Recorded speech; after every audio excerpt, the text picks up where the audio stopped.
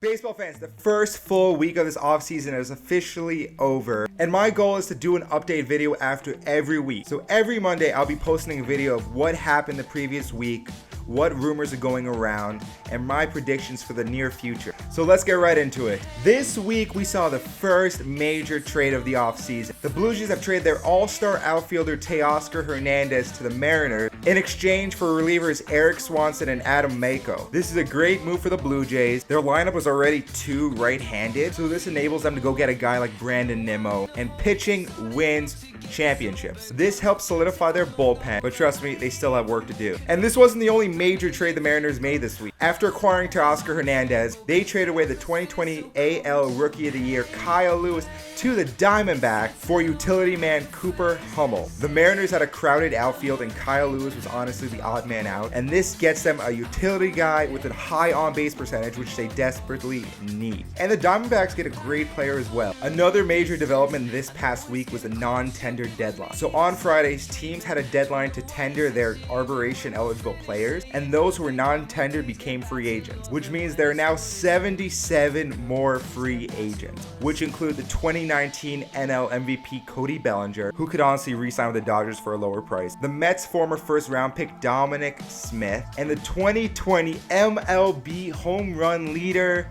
Luke Voigt. And baseball fans, the biggest development this week was the market for Kodai Senga, the 29-year-old Japanese superstar pitcher. Sanga spent the last 11 seasons with the, I gotta read this again,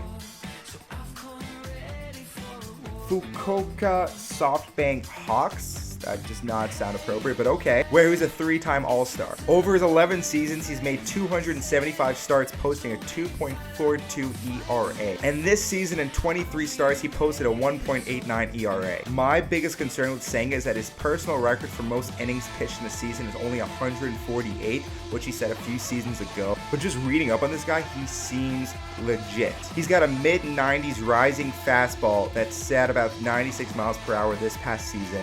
He's got a curveball that scouts report as a soft curveball, and then his go-to pitch is the ghost fork. For someone to call your pitch the ghost fork, it has to be insane. And over his 11 seasons, yeah, it was. Kodai Senga had a 50% whiff rate with this pitch. Do you know how ridiculous that is? Obviously, it's not the same level of competition over in Japan that it is here in the States, but regardless of the level, that is really impressive. And scouts are saying he should fare well here in the majors, and his success depends on that fastball and that ghost forkball. As for who's interested in him, pretty much every contender, if not every team in baseball. And unlike Shohei Ohtani, his agent's saying that he's very open-minded and he wants to go to a contender in a big city. As of right now, it's confirmed that he's met with the Mets and the Padres, but I'm sure that list will expand over the coming days and weeks. So the Kodai Senga market is definitely something I'm going to be monitoring, and I'll post an update when he decides to sign, because I'm honestly really curious what he's going to get. I don't think he's an ace like Shohei Ohtani or Masahiro Tanaka, but I think he's a really good middle of the rotation guy. But like I said, his innings limit does concern me. And then baseball fans, finally all the other rumors going around. Number one,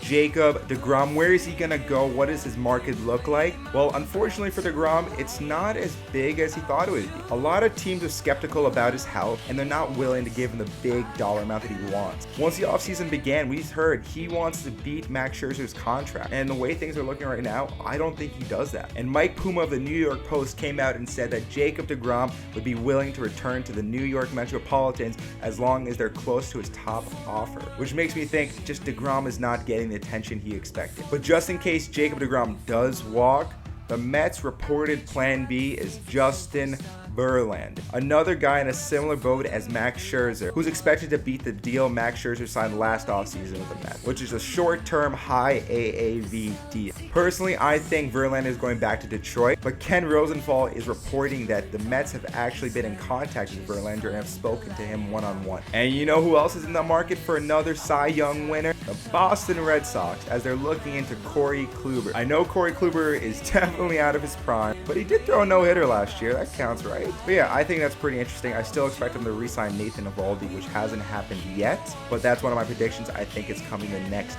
few weeks.